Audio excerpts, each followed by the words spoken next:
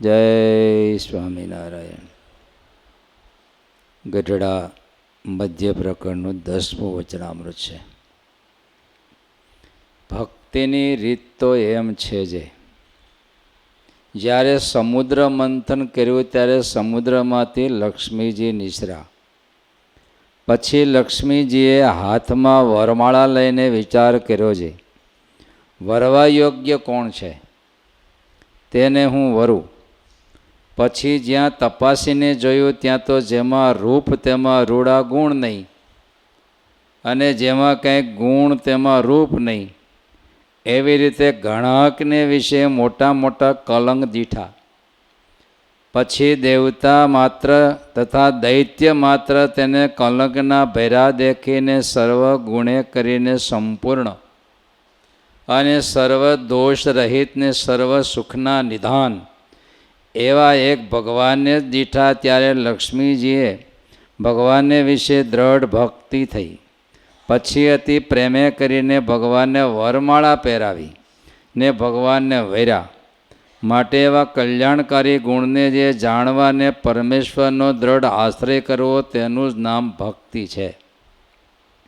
એવી ભક્તિમાં અતિ દૈવ છે, પણ એવી ભક્તિ તો અતિ દુર્લભ છે. બે શબ્દો આપું: સિલેક્શન, ઇલેક્શન. સિલેક્શન અને ઇલેક્શન. સિલેક્શન ઇલેક્શન માટે કે ઇલેક્શન સિલેક્શન માટે? ઇલેક્શન છે સિલેક્શન માટે છે. તો આપણે આ વિશ્વમાં આખું ઇલેક્શનની રચના કરવી છે. શેના માટે? એક સિલેક્શન કરવું છે કે વરવા જેવા કોણ છે, આશરો કરવા જેવા કોણ છે, પામવા જેવા કોણ છે, કીર્તન કરવા જેવું કોણ છે, વખાણ કરવા જેવું કોણ છે, એવું એક સિલેક્શન કરવું છે. આ ગુજરી ભરાતી પહેલાં ઢોરની ગુજરી હોય, પછી એમાં બળદ લેવા જતા. ગયા છો ને તમે કોઈ? પછી શું કરો? એ જે તમે તપાસ કરો એ ઇલેક્શન કહે. પછી એમાંથી એક લ્યો એનું નામ શું કહેવાય?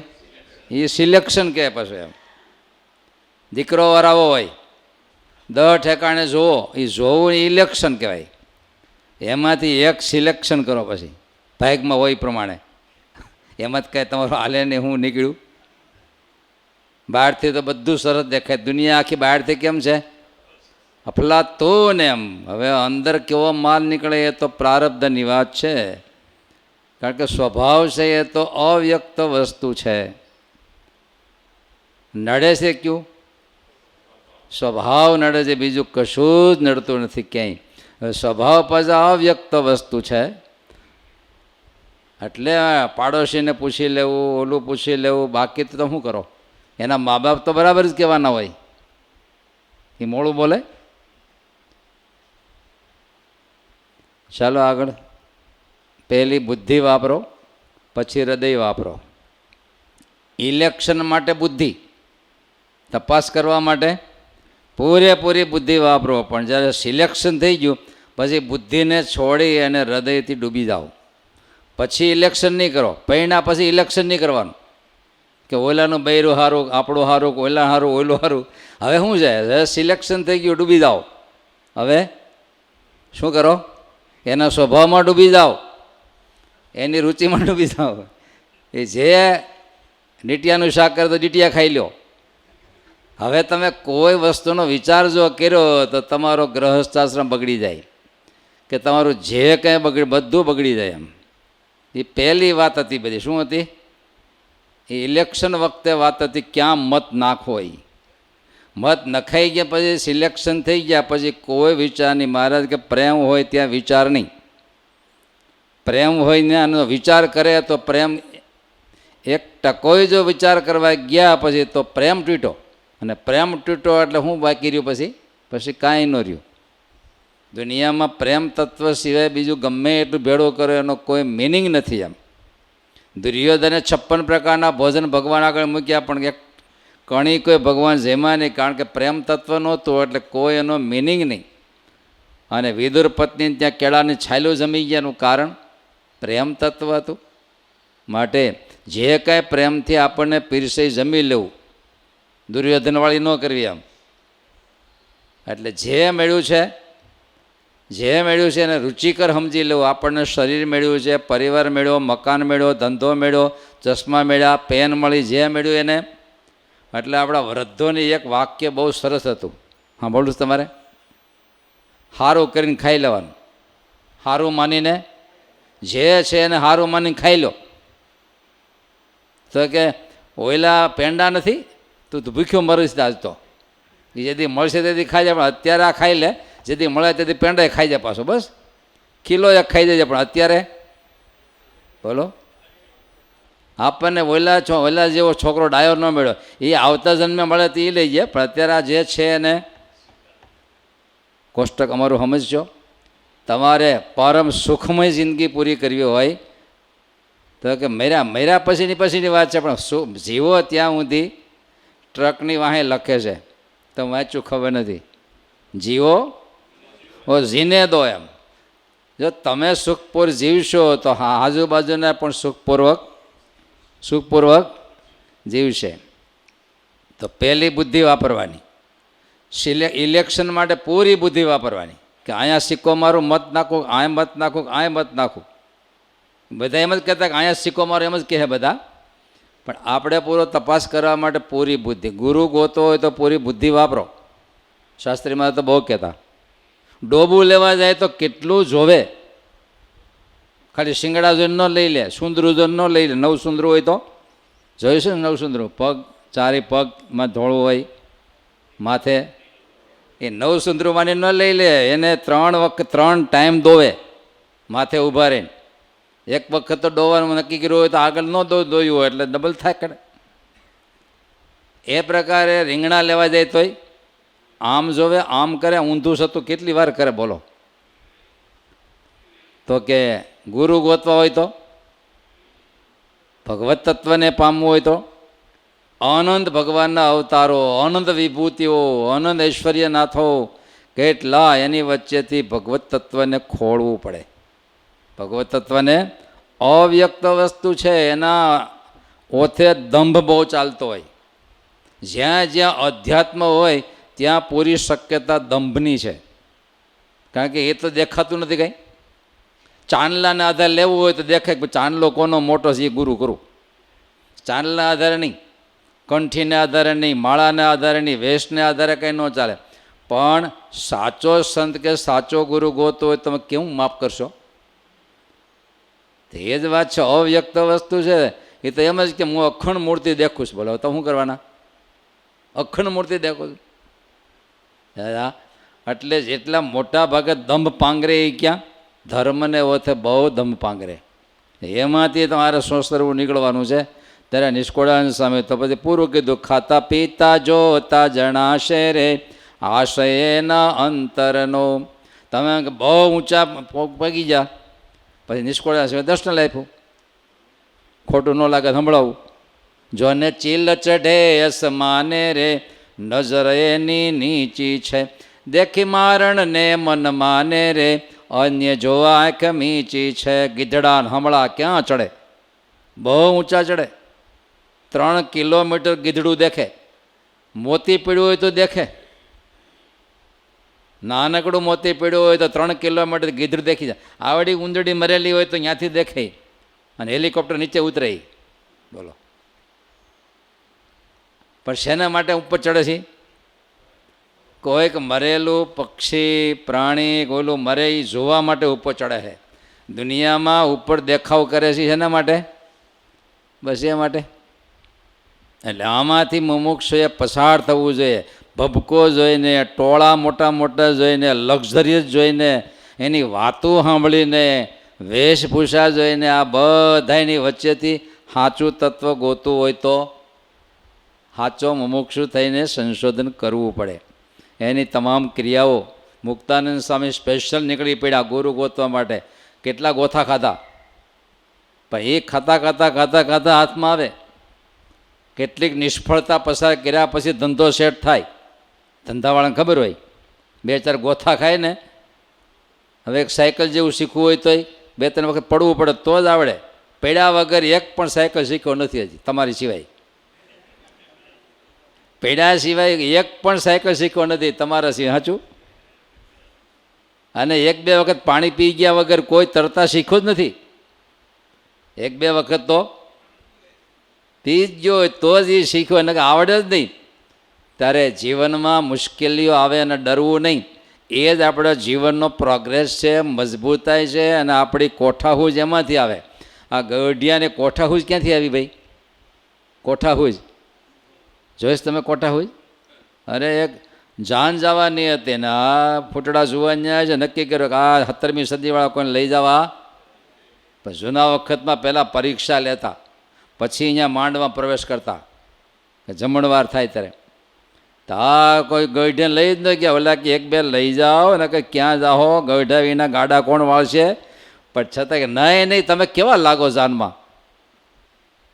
હવે ટાઇલ પડી ગઈ, ઉભડા વાળ ક્યાંથી રાખી? આને બધા ક્યાં લઈ જવાતા? પેલા સાલિયા કટ ને તાહળી કટ કહેતા.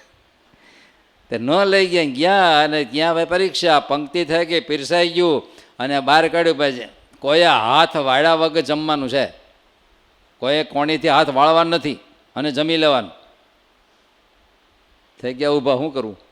એકબીજા સામું જોયેલા, શું છે હલવાણા. જો જમાય તો જમો, ન કરે થાવ વેતા, કન્યા નહીં મળે. એ તો હલવાણા. અને એ વખતે એણે કીધું પેલા ગઢિયાએ મિટિંગ કરીને કીધેલું કે આ બધા નવેઢિયા જાય છે, પછી એકાદો ગમે એમ કરીને ઘૂસી જવું છે. તો આમ તેમ કરીને ઘૂસી ગયો. અને એ વખતે હલવાણા ત્યારે લાકડીને ટેકે આવ્યા. નારાયણ એમ કીધું વચ્ચે આવીને, કેમ બેટા આવ?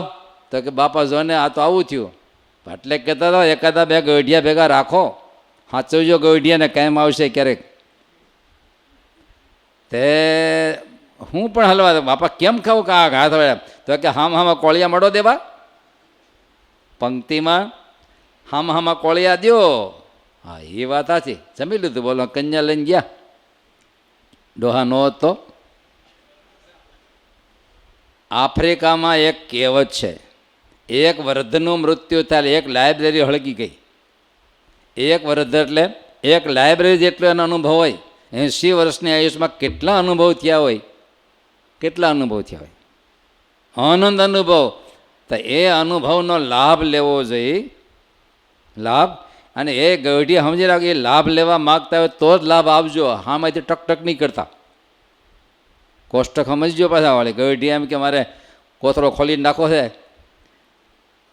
સહદેવ જેવું થવું, પૂછે તો સલાહ દેવી, નહીતર બોલો હામેથી સલાહ ન દેવી. એમ નક્કર પાછી ઉપાધિ કરશે, થંતે જઈને ન્યાય સલાહ દે.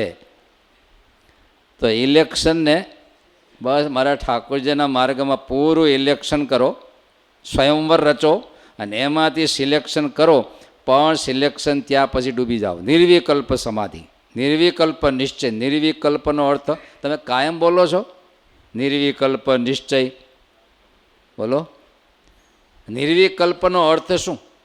કલ્પના એટલે વિચાર, કલ્પના એટલે ઘાટ, કલ્પના એટલે સંશય આવે ને. આમાં શું છે? કલ્પના એટલે શું થયું? આ હશે, આ હશે, ઓલું હશે, ઓલું હશે, ઓલું હશે. આ કલ્પના. ભગવત સ્વરૂપમાં એકવાર નિશ્ચય થયા પછી એમાં કોઈ પ્રકારની કલ્પના આવી જોઈએ. અને એના માટે દરેકે દાદા ખચ્ચરને વંદના કરવી પડે. આટલા વર્ષો સુધી કેટલા અવનવા ચરિત્રો, છતાં દાદાને કોઈ દી કોઈ કલ્પના થઈ? કલ્પના થઈ? ઘેલા નદીએ નાવા ગયા ને ટહર વારસદના બિંદુ પડતા હતા. અને ઓલા લોહારિયા જૂના વખતમાં તગારા ઘડવાવાળા આવતા ને, તાવીથા ઘડે. તો વરસાદ ટીપા મળ્યા પણ ખુલ્લામાં જ. આજે ખુલ્લામાં હોય તો એ વખતે તો એટલે મહારાજ કે લા કાઠી ભક્તો ઘણા ભેગા હતા. 1-2ને કીધું કે આ બાપડા હેરાન થાય છે, આને કે આશરો આપો. તો કે એ તો રખડતા જ હોય, એને ક્યાં આશરો આપો? મારા દાદા સામું જોયું. દાદા હા મારે વાંધો નહીં. પણ મારા દાદા આની પાસે બીજું કંઈ દેખાતું નથી, સાધન સામગ્રી ભલે મારે બધું તૈયાર, મારે કહી દઉં એને. પછી આવ્યા મહારાજ કે ક્યાં રાખશો? મહારાજ મારા ઓરડામાં. મારે કે તમે તો કે બીજે રહેવા જશે. બીજો ઘાટ જ નહીં બોલો. 3 વખત દિવાલ કઢાવી, 3 વખત હવે ઘણા વર્ષો પહેલાં ગામડે ફરતા ને તે ઉના બાજુ હજી રોજીભાઈ જો કે ધામમાં આવી ગયા, ફાટસરવા રોજીભાઈ ટ્રેક્ટર બાંધ્યું અને વાવરડા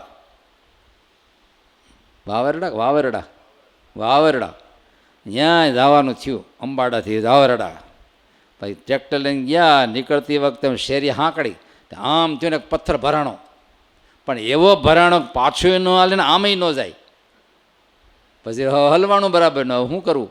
પછી કીધું એક પેલા એના ધણીને તો કે ના, પાણાને કંઈ નહીં અડતા, પણ એવું હલવાનું અડધું ગામ ભેગું થયું, પણ ઓઈલો તો એકનો મેક ન થાય. એ તો મારે પાણો એ પાણો, આ સિલેક્શન કહેવાય એમ.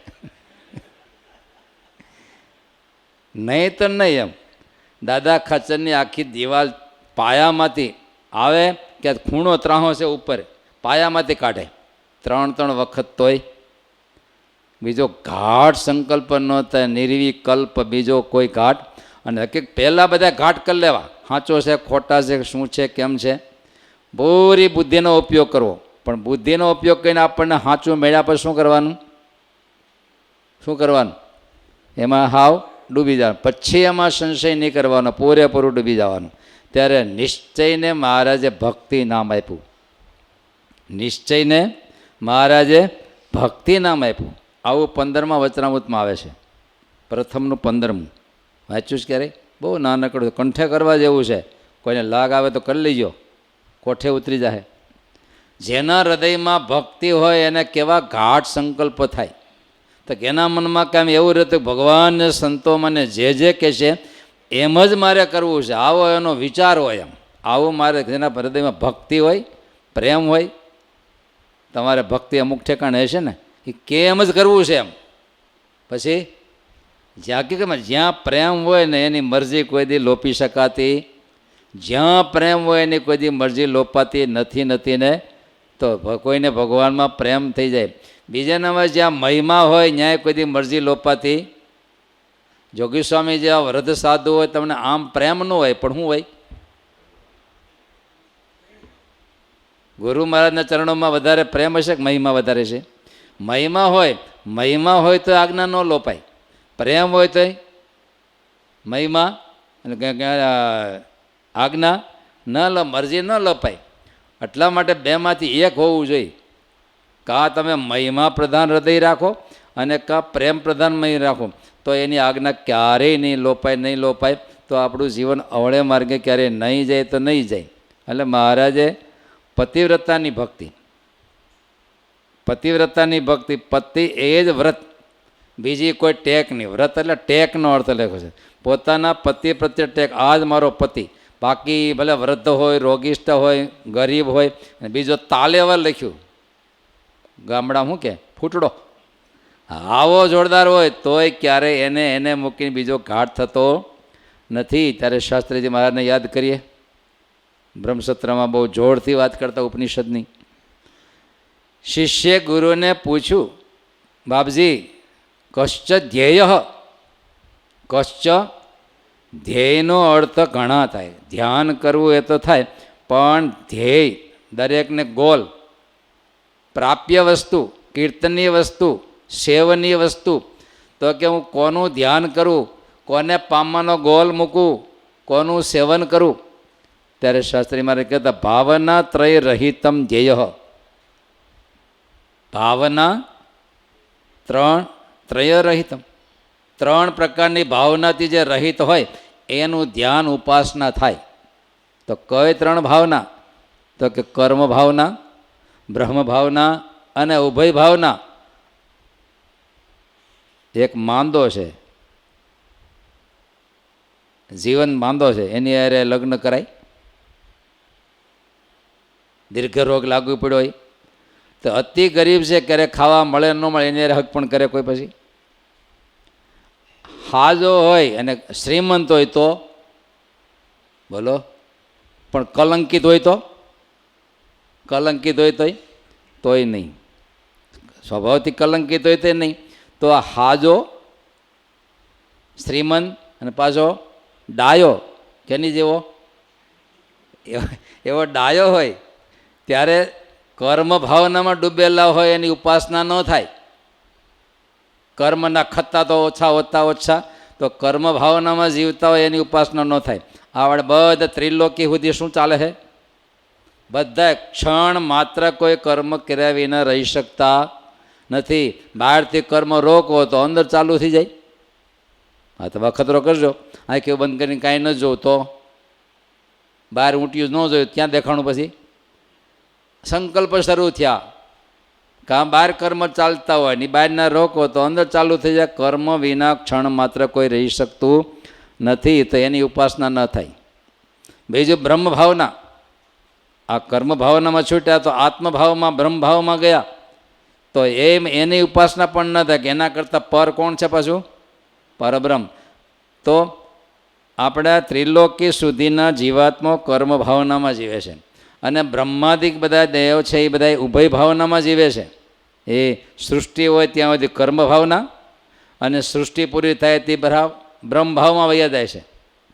તો ઈશ્વરો છે એ ઉભય ભાવનામાં છે. મુક્તો એ બધા બ્રહ્મભાવમાં જીવે છે. આઈના સાધુ સંતો બ્રહ્મનિષ્ઠ પણ હોઈ શકે, તો એ બધા બ્રહ્મભાવમાં જીવે, એની ઉપાસના ન થાય. તો કર્મ ભાવના, બ્રહ્મભાવના અને ઉભય ભાવના, એનાથી પર કોણ છે? પરબ્રહ્મ નારાયણ. એનું જ ધ્યાન થાય. આવું આપણો ગુરુ શીખવતા. માનજો હવે શિક્ષા આપણે ચોખ્ખું લખ્યું છે, બ્રહ્મ સ્વરૂપ થયેલા સત્પુરુષ હોય તો એની ઉપાસના ન થાય. સેવા ભાવના કરો, એને જમાડો, ધોતિયા ઓઢાડો, પણ એની ઉપાસના ધ્યાન ન થાય. ઉપાસના તો ખાલી પરબ્રહ્મ નારાયણની જ થાય, બાકી કોઈની પણ ઉપાસના ન. એનો સમાગમ કરો, સેવા કરો, બધું કરો, પણ એનું ધ્યાન ઉપાસના ક્યારેય ન થાય તો ન જ થાય. એમ કર્મ ભાવના, બ્રહ્મ ભાવના, બ્રહ્મ ભાવના નહીં બોલો, હ બોલો વચ્ચે. બ્રહ્મ ભાવના, બ્રહ્માનંદ નહીં, બ્રહ્માનંદ તો સંસ્કૃત છે. ખાધેલું પચી જાય, ઘડી અડધો કલાક પાઠ કરો તો. નિશ્ચય, મહારાજ એવો શબ્દ બોલ્યા છે, નિશ્ચય થવો અતિ અટપટી વાત છે. સતનામત બોલે છે, નિશ્ચય સમજવો એ અતિ અટપટી વાત છે. ફગી જાય છે કામ. ઇલેક્શન જો બરાબર ન હોય તો સિલેક્શન નબળું ક્યારેકનું આવી જાય, ક્યારેકનું નબળું આવી જાય છે. ત્યારે પર તત્વને ઓળખવું. નારદજી એકવાર નીકળ્યા અને પોતાના પિતાશ્રી પાસે ગયા. નારદના પિતાશ્રી કોણ? બ્રહ્મા. એમાં હ બોલજો પાછા. નારદજીના પિતાશ્રી કોણ? બ્રહ્મા. એ વખતે બ્રહ્મા તો ધ્યાનમાં બેઠેલા, ધ્યાનમાં ડૂબી ગયેલા. નારદજી તો હાલી ગયા કે આ બ્રહ્માંડમાં ટોપ ઉપર કોણ છે? સત્યલોકમાં કોણ? આ બ્રહ્માંડનું 14 લોકમાં લાસ્ટ કોણ? સત્યલોક. અને ત્યાં કોણ છે? દાદા બ્રહ્માજી. એણે કીધું આ તો બધા કરતાં પર છે ને, આને કોનું ધ્યાન કરે? દાદા કોનું ધ્યાન કરે? ધ્યાનમાંથી જાગ્યા ત્યારે નારદજીએ પૂછ્યું, પિતાશ્રી તમે તો બધા કરતાં પર છો, તમારા કરતાં તો કોઈ મોટું નથી, તો તમે કોનું ધ્યાન કરો છો? ત્યારે આ તો ડાયા પિતા હતા, નગર કે બરાબર છે તું કે હું તો આજે કાંઈ ન હોય, 5 જણા કે તમે બહુ સારા ભગત છો, તો તરત શું થઈ જાય? હું તો મેળામાં કરવા જા બેટા તેરા. તરત ગંડવા હેલા વિના રે નહીં. ત્યારે લખ્યું છે 49 પ્રકારના વાયુ છે. 49 પ્રકારના વાયુ એટલે વાહ. આપણે કાઠિયાવાડ ભાષા શું કે? હા, 49 પ્રકારના વાહ છે. 12 પ્રકારના મેઘ છે. તો 50માં એક વાહ છે પાછો બીજો. કયો? ગંડવા. આમાં ન ફસાવવું જોઈએ, મોક્ષ બગડી જાય. જેમ રાગ ભયંકર આપણને જન્મ મરણમાં ફસાવે છે, એ જ પ્રકારે અહંકાર પણ ફસાવે છે. દુનિયા સ્વાર્થી છે. એ તો તમારા વખાણ કરશે. કેની માટે? બોલો આપણું દૃષ્ટાંત ફેમસ. કાગડો બેઠો તો મોઢામાં પૂરી હતી. કોણ આવ્યું? શેના માટે? તે દુનિયામાં આ સિસ્ટમ છે. ઓહો, પિતૃદેવના સંવાહક કોણ? કાગડો. આપણે કંઈક આપવું હોય ને પિતૃ સુધી પોગાડું કોને નાખવું પડે? કાગડો. એ પૂરી ખાય એટલે ક્યાં પોગી જાય? એવા શ્યામ સુંદર અને ગળે કેવો પટ્ટો જોયો તો કાગડાને? એટલે ગીરનો કાગડો ખાવ કાળો હોય નહીં, આપણો દેશી કાગડો છે ને એને ગળે પટ્ટો હોય. શું શ્યામ સુંદર વર્ણ છે! તમારું ઉડવું, તમારું બેસવું, તમારું ચાંચ ઘસવું, બહુ વખાણ કર્યા. ઓહો, આટલું સુંદર તમારું વ્યક્તિત્વ, તો તમારો વોઇસ તો કેવો હોય છે એમ. પણ અમારા ક્યાં ભાગ એવા હોય કે તમારો વોઇસ સાંભળવા મળે? એવો ફૂલાણો કાગડો અને ક્રાત શું ગયું? પૂરી ગઈ, છાળીએ લઈ ગયો કે જય કાગાભાઈ. દુનિયા આમ જ ચાલે છે, બધું આમ જ ચાલે છે. એના વચ્ચેથી આપણું ભક્તપણું, આપણો મોક્ષ માર્ગમાં ક્યાંક કેટલાક રાગમાં ફસાઈ જાય, કેટલા અહમમાં ફસાય અને પોતે ફ્રંટાઈ જાય છે. એની કેર લેવા મળે છે. તો નારદજી બ્રહ્માજી સાચા પિતા હતા એટલે કીધું, બેટા તું મને હું કોનું ધ્યાન કરું છું? તો કે તું જેની માયામાં મોહિત થઈને મને તું પરથી બધાથી પર કહેશો એવા પરબ્રહ્મનું હું ધ્યાન કરું છું. જેની માયાથી તું મોહિત થઈ અને મને તું પરબ્રહ્મ કહેશો એવા પરબ્રહ્મનું હું ધ્યાન કરું છું. બોલો. હનુમાનજી મહારાજ જ્યારે લંકા દહન માટે ગયા, પછી પકડાઈ ગયા, રાવણ સામે ઊભા રાખ્યા અને પૂછ્યું, કોણ છો? તો કે તને શક્તિ આપનાર જે કોઈ છે, શક્તિ આપનાર જે કોઈ છે એવા મારા ઈષ્ટદેવ ભગવાન રામનો હું સેવક છું. તારામાં જે કાંઈ છે એ જેના પ્રતાપથી છે એવા ભગવાન રામનો હું દૂત છું. રોકડી રાયણ જેવું કહી દીધું. કેટલું વિલ પાવર હનુમાનજી મહારાજને છે, નકર કેટલી મોટી શક્તિ. આજે હનુમાનજી મહારાજને પૂજનારા વધારે કે ભગવાનને? બોલો. છતાંય એનો એ દાસત્વ ભાવ, એનો એ જ દાસત્વ ભાવ ખોવાનો નથી. ત્યારે ગીતાજીમાં પણ ભગવાન ચોખ્ખું કીધું, મામેકમ શરણમ વજ. મામ એકમ, તો અનેક મારી શક્તિઓ, વિભૂતિઓ, ઈશ્વરો બધું જ છે, પણ બધાને છોડીને મામ એકમ શરણમ. ધર્મો કર્મો કેટલા, સાધનો કેટલી પ્રકારના, એ બધું સર્વધર્માન તારા માનેલા તમામ છે. બોલો. સિલેક્શન છોડી દેતું અને મામેકમ મારે શરણે આવ્યો. આ સૂર્યનારાયણની ઉપાસના કરનારા છે દુનિયામાં. વાલખિલ્યાદિક 88,000 ઋષિઓ, વાલખિલ્યાદિક 88,000 ઋષિઓ એ સૂર્યની સામે એનો રથ હાલ્યો જાય ને, સૂર્યનો રથ ચાલે, ખબર તમને? એ રથની આગળ પાછે પગે સ્તુતિ કરતાં કરતાં હજી ચાલે છે. જે દઈને આ ત્રિલોકી સર્જાણી તે દિવસે સૂર્યનો રથ તો અખંડ ચાલે છે ને. તમારો ગ્રહસ્થા જેમ ચાલે એમ જ અખંડ ચાલે છે ને. તો એ રથ જેમ ચાલે છે એની આગળ ઊભા શું કરે? પાછે પગે ચાલતા જાય છે અને સૂર્યનારાયણની સ્તુતિ કરતા જાય છે. તમે ધ્યાન રાખજો, ભગવાનના દર્શન કરીને પાછે પગે હાલતી વખતે કોઈક દંડવત કરતો હશે પાછો, હવે કે મારે સ્તુતિ કરી છે. એ જેમ સ્તુતિ કરે હું ન કરું.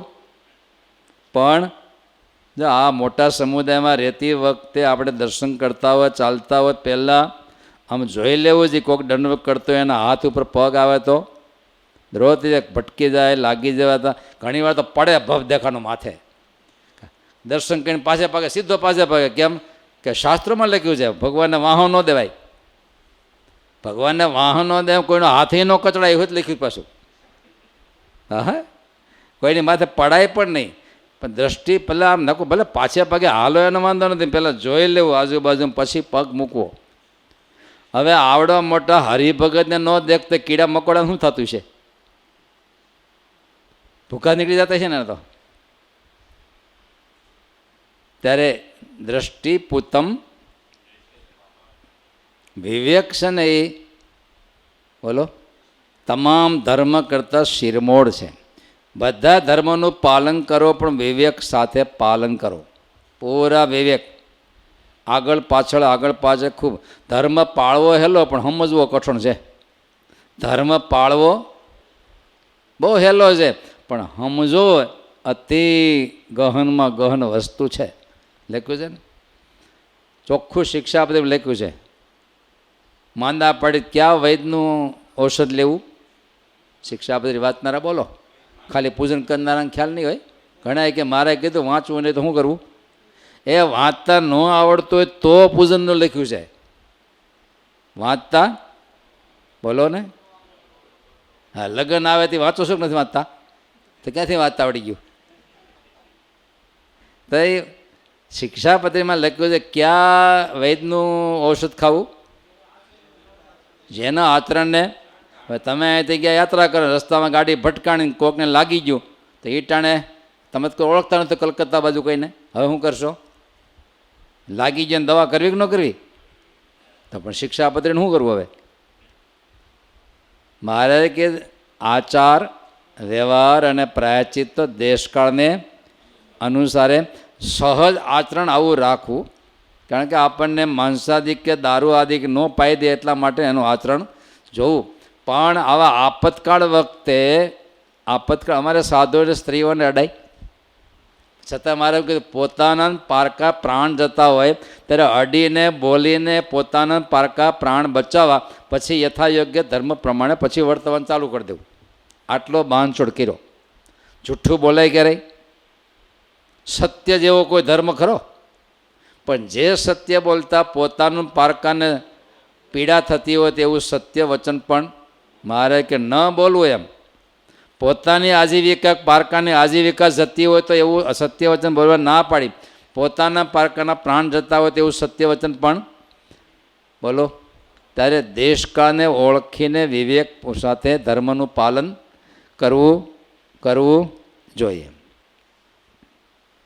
તો વાલખિલ્યાદી ઋષિઓ કોની ઉપાસના કરે છે? કેવી ઉપાસના? તમે જિંદગીમાં નહીં કરો એવી ઉપાસના કરે. જે દિવસથી આ ત્રિલોકી સર્જણ તે દિવસથી પાછે પગે ચાલતા ચાલતા સૂર્યનો રથ કેટલો ફાસ્ટ, તો પાછા પગે કેટલા ફાસ્ટ ચાલતા છે આ લોકો, છતાં હજી સ્તુતિ ચાલુ છે, ઉપાસના. પણ આટલું ગહન સાધન ન કીધું 500 વળી એક દંડવત કર તારું કલ્યાણ, પણ ન વેડ્યો. કારણ કે શ્રદ્ધા ક્યાં હતી? અહીંયા શ્રદ્ધા બેઠી. ત્યારે સંઘ યાત્રા નીકળેલી, દ્વારકા ગઈ અને રણછોડરાયને કેવું અદ્ભુત સ્વરૂપ છે, રમણીય સ્વરૂપ છે. ત્યાં જઈને દર્શન કર્યા રણછોડરાયના અને એટલું બધું મહારાજનું સ્વરૂપ ગમી ગયું, ખુશખુશાલ થઈ ગયો. અને એ ખુશાલીમાં બોલી ગયો, હો મારા દેવે રણછોડરાયને કેવું રૂપ આપી દીધું. મારા દેવે, હવે એ કોઈક દેવને માનતો હશે કે મારા દેવા રણછોડરાયને કિનો રૂપ દીનો, કેવું રૂપ આપી દીધું કોઈને? હવે ક્યાં રણછોડરાય પડતત્વને ક્યાં કોઈને એને રૂપ આપ્યું? ભગવાનને રૂપ આપનારા હોય. બોલો હવે શું કરવાનું? એટલે આ તો ક્યાંથી ક્યાં જાળું ગૂંથાઈ જાય કાંઈ નક્કી નથી. આ બધા વચ્ચે શુદ્ધ ઉપાસના. ત્યારે જો આ સ્વામીના સંપ્રદાયમાં મુખ્ય ભાર ક્યાં દેવાનો? નિશ્ચય ઉપર. નિશ્ચયને બિંદુ મહારાજ પણ બોલ્યા કે અધ્યાત્મ ક્ષેત્રમાં તમારે સંસારમાં સૌથી મોટું મહત્વનું બિંદુ કયું? કાના માત્ર વગરનું બોલો, 2 અક્ષર જ છે, ગોતી કાઢોજી. ધન. હાવ કાના માત્ર વગરનું છે ને? બોલો, હાવ કાના માત્ર વગરનું 2 અક્ષર. તોય આખી દુનિયા 24 કલાક સ્વપ્નમાં જાગ્રતમાં ઘણા તો ઘારોડતા બકવાદું પડે. એટલે ઓલું કાપડ વેચી નાખ્યો, મંદી બહુ આવે છે. બોલો, ત્રણેય અવસ્થામાં તન્મય થઈને બોલે. બોલો, ત્યારે ગીતાજીનો 7મો અધ્યાય. કેટલા અધ્યાય છે ગીતાજીના? 18 અધ્યાય. આપણા ગુરુદેવ શાસ્ત્રીજી મારા 18 દિવસમાં, બોલો, આ શ્રાવણ મહિનો આવે છે ને, કોઈ ટાર્ગેટ આવે કહેજો, 30 દિવસમાં 30 પદ કંઠે કરવા.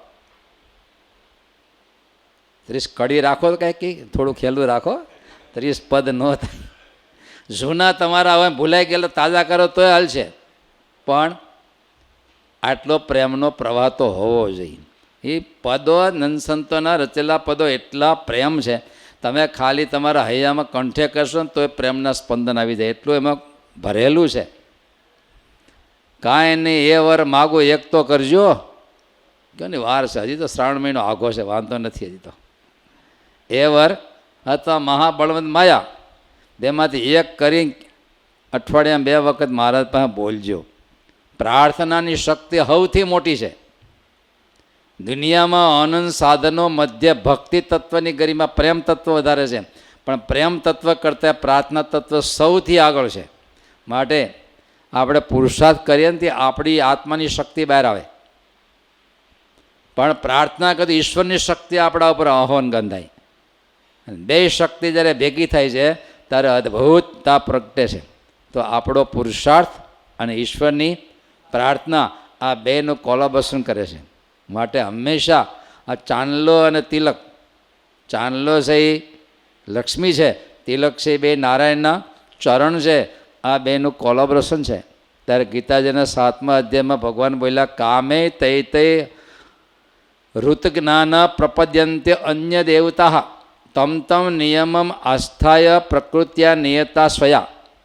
ભગવાન પોતે બોલે છે, કામે હિ કેટલા પ્રકારના સ્વાર્થ કામનાને ખાતર, આર્ત અર્થાર્થી છે ને, એવા કામથી હત થયેલા આત્માઓ ભગવાન તત્વને છોડી અન્ય દેવતાને પ્રપદ્યંતે એનો આશરો લઈને ન્યા ઉપાસના કરવા જાય. બોલો કેમ? તો એની પાસેથી આ મળે, આની પાસેથી આ મળે, આની પાસેથી આ મળે. તો ખાલી તુચ્છ પદાર્થ માટે ભગવત તત્વને છોડીને ત્યાં ઉપાસના કરવા માટે જાય છે. કામે તે ઋત જ્ઞાના વિવેક જ્ઞાનને તોટી અને ક્યાં જાય છે? બોલો ક્યાં જાય છે? તમ તમ નિયમમ આસ્થાય, અને પાછું એના માટે અનેક પ્રકારના ધર્મોનું પાલન કરે. બોલો, અરે એમ લીલા નાળિયેર વધેરવા તૈયાર થાય. લીલા નાળિયેર ખબર પડે? માથા ઉતારીને દે છે, માંસ અર્પણ કરે છે, કુકડાઓને વધેરી નાખે છે, કંઈક પ્રકારની આસ્થાઓ માન્યતા પોતાના કામ સાધવા માટે કંઈકને હત્યા કરી નાખે છે. તમ નિયમમાં આસ્થાય.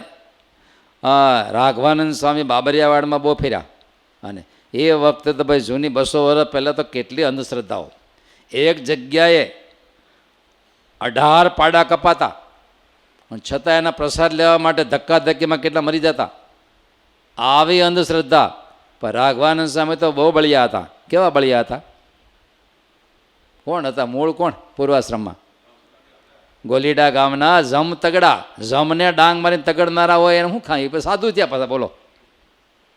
અને કેટલાને અંધશ્રદ્ધામાંથી બહાર કાઢ્યા અને ઈશ્વરની આસ્થામાં લઈ જાઓ. સ્વામી બહુ સ્વામિનારાયણના સાધુ શું કરે? અશુભતામાંથી મુકાવી અને શુભતાને માર્ગે પ્રવાહિત કરે છે. અને પ્રકૃતા નિયંતા સ્વયા, પોતાના પ્રકૃતિ વાસનાથી પ્રેરાય અને આનમાં જાય છે. ત્યારે લખ્યું છે, અંતવત્તુ ફલમ તેષામ તદ ભવતી અલ્પમેધસામ. ગીતાજી છે. અંતવત એમાંથી કિંચિત ફળ મળે, પણ એ ફળ કેવું? બોલો. તમને હમણાં લ્યો આ ફળ કેરી, એ કેરીની આયુષ કેટલી? તમે કહો ભગવાન મોટા સાધુ રાજીપો થઈ ગયો, શેમાં? કેરીમાં. પણ એ ફળ કેટલા દી રહેવાનું છે? રાજીપો શું? આશીર્વાદને ખાતર આપે તો વાંધો નહીં, પણ ખાલી કેરી પૂરતું તમે રાજીપો માનતા હોય, એ રાજીપો કેટલી ઘડી? 1 1 2 3 4 એ ફ્રીજમાં મૂકી દો, પણ એ પછી ખાવા જેવું ન રહે, એ નહાયા જેવું થઈ જાય. અને સિઝન વગર ખાઓ એ નડવાનું જ હોય. તમે ડબલા ભરી રાખજો, વાંધો નહીં. પણ સિઝન વગરનું ફળ છે એ તબિયતને હાનિકારક થાય જ. છતાંય એ તો કંઈ રોક્યા, કોઈ રોકાવાના તો બોલો ને, રોકાવાના. અમારે ભગત હતા, અમરેલી જિલ્લાનું ગામડું છે, બહુ મોટું હાંડા જેવું ગામ છે, સત્સંગે હારો. એના પૂજારી હતા. હવે સત્સંગ ફરતા ને ત્યારે મંડળ ચાલતા આવતા, કોન્ટેક્ટમાં તો બહુ આવતા હોય. એને એટલો બધો ગળપણનો ભડભડિયો, શું કે હા, એ શિખંડ બનાવે. પૂજારી હોય એટલે આવે, બ્રાહ્મણ હોય એટલે આપે. અને એ શિખંડ બનાવે, પછી 15 મહિનો રાખી મૂકે. જ્યાં ફ્રીજ ક્યાં હતા, એ ખાંડ નાખીને કાંઈ કાંઈ ખાટું થઈને ખાંડ નાખતા જાય, ખાટું થઈને ખાંડ નાખતા જાય. એક ભગત જોયા હતા પહેલાં, એવડી મોટી મૂછું રાખે, એવડી. પછી હું જમાડતો જમાડું 2 હાથે પકડે અને પીએ. દાળ પીએ, છાશ પીએ, દૂધપાક પીએ. દર વખતે શું કરવાનું? શું છે પણ આ બધું એમ દુનિયામાં ચાલ્યા કરે છે. ત્યારે અંત વધતું એનો હાવ અંતકાળ છે. નાશવંત ફળને માટે એવા હલકા બોલો ઉપાસનામાં પ્રવર્તે છે. ત્યારે ઠાકોરજી પછી બોલ્યા શ્રી કૃષ્ણ ભગવાન, મદ ભક્તા યાંતિ મામ, મદ ભક્તા યાંતિ મામ અપી, એવા મારી ઉપાસના કરનારા, પરબ્રહ્મની ઉપાસના કરનારા એને પામે. ઓલા બધા કોને પામે છે? હા, આ ભૂતડાની ઉપાસના કરનારા ક્યાં રે? એનું ધામ કયું? ખીજડો એમ. અને એનું ફળ કેવું જોરદાર, હાંગરા ખાવાના બોલો. અને એનું ઠેકાણું કયો તો ઉથરેટી બોલો. કેવી ઉથરેટી જ્યારે એમ. આની ઉપાસના કરનારા તો એને જ પામવાના છે. ભૂતડાની કિંચિત ફળ આપે તમને, કિંચિત થોડી વાર તમારું કામ કરશે, આમ થાય, પણ અંતિમ ગતિ તો કેટલી ભયંકર થાય. એટલે ના પાડે. ઉપાસના તો કોની થાય? કર્મ ભાવના, બ્રહ્મ ભાવના, ઉભય ભાવનાથી પરબ્રહ્મ નારાયણની ઉપાસના, બાકી કોઈની ઉપાસના. ઓલા હું આપી દે. પછી પુરાણી પ્રેમ પ્રકાશ સ્વામીને યાદ તો કરીએ એકવાર. બે મકાન હતા, એક ગરીબનું અને એક શ્રીમંતનું હતું. બે રાબડા જેવા, છોકરો રાબડા જેવો, શ્રીમંત હોય ને કાજુ બાજુ ખાઈ ગયો છે. અને ઓલા આપણે ગરીબ એટલે માપે જોઈએ બધું. તો રમતાય બાળકને કોઈ શ્રીમંતાય જેવું કાંઈ નથી, બધા મોટાને ભેદ થાય. બાળકો ક્યારેય પરસ્પર એવું માનતા નથી આ ગરીબનો છે, હું રૂપાળો છે, એવું કોઈથી બાળકોને હોતું જ નથી કોઈથી. એ બધું થોડોક મોટો થાય પછી બધું શરૂ થાય. તું નાનો હું મોટો એવો તો ખ્યાલ જગતનો ખોટો કાવી આવતો આપણે પણ થાય. રમતા છે ને એમાં એક દિવસ કંઈક આમ મસ્તી કરતા હશે, એમાં ઓલા પછાડી દીધો ને ઓલો માથે ચડી ગયો ગળદા જેવો. એટલે ઓલે કીધું તું મને કેમ પોગી ગયો? પોગી જા ને, હું દૂધ પગ ખાઉં છું. દૂધ પગ ખાશો એટલે પોગી જા? હા હા, મારામાં તારા કરતાં શક્તિ જાજી, દૂધ પગ ખાઉં છું. આ ગરીબનો બાળક પછી તો એ આપણી વિધવા થઈ ગયેલી, એની માં કે માં મને દૂધ પગ ખવરે, મારે ઓલાને પોગી જવું છે. હવે હાવ ગરીબ. જૂના વખતમાં કેટલી હાડ ગરીબી હતી. માએ વિચાર કર્યો કે બાળકે હઠ લીધો છે, શું કરશું? બાળકે દૂધ પાક તો જોયો નથી કોઈ દી, એટલે વાંધો નથી એમ. બરાબર છે ને? ન કે રાજાએ એક દિવસ સ્ટોરીમાં કે સાંભળ્યું, હંસ એવું નામ સાંભળ્યું. દીવાને કે ગમે ત્યાંથી હંસ લઈ આવો. દીવાને કે અત્યારે કળયુગમાં ક્યાં હંસ લેવા જાઓ? છતાં દીવાન જો કે રાજાએ એક હંસ જોયો નથી. એટલે અને એ દેશમાં કાગડા નહોતા પાછા, એટલે 2-3 કાગડા લઈ આવ્યા. લ્યો રાજા હંસ. પણ હંસ તો ધોળા હોય ને, તો કે સતયુગમાં ધોળા હોય ને કળયુગમાં કાળા હોય.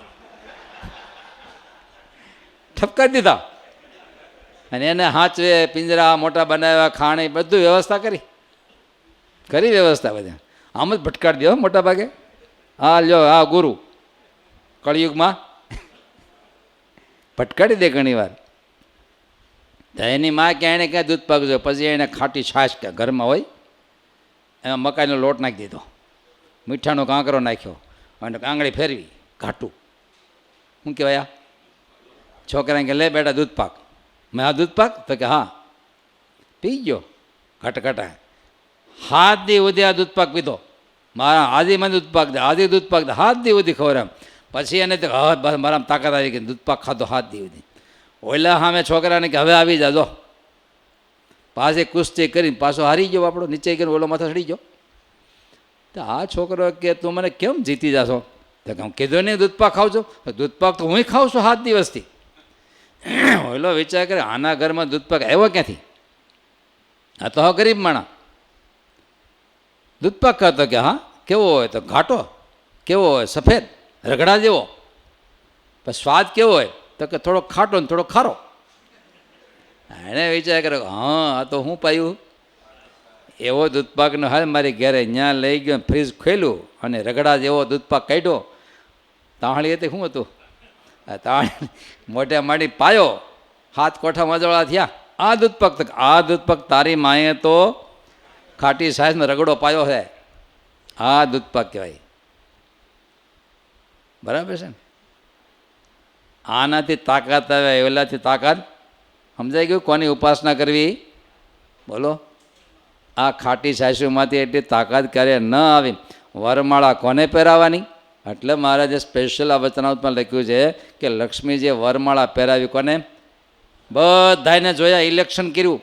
બધાને ઇલેક્શન કર્યું, દેવતાઓ, દૈત્યો, મનુષ્યો, ઋષિઓ, પણ કોઈકમાં આ ખામીને કોઈકમાં આ કલંક. એક નારાયણ તત્વ, અને ઉપનિષદો 2 લખ્યું, નિર્લેપત્વમ કલ્યાણિકતાનમ. નારાયણ તત્વ છે સંપૂર્ણ નિર્લેપત્વમ, એટલે કોઈ વિકાર દોષથી રહિત અને સંપૂર્ણ ગુણથી યુક્ત એવું એક તત્વ કોણ?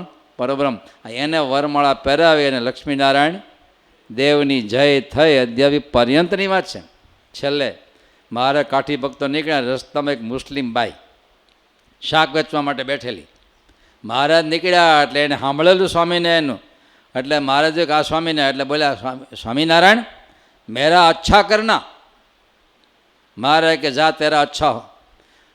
પાછા થોડાક હાલ્યા, પાછા સ્વામિનારાયણ મેરા અચ્છા કરના. મહારાજ કે તારો સારું અચ્છા.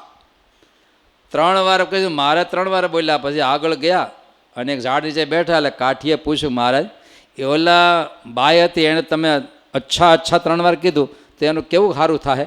મહારાજ કે તમારા જેવું.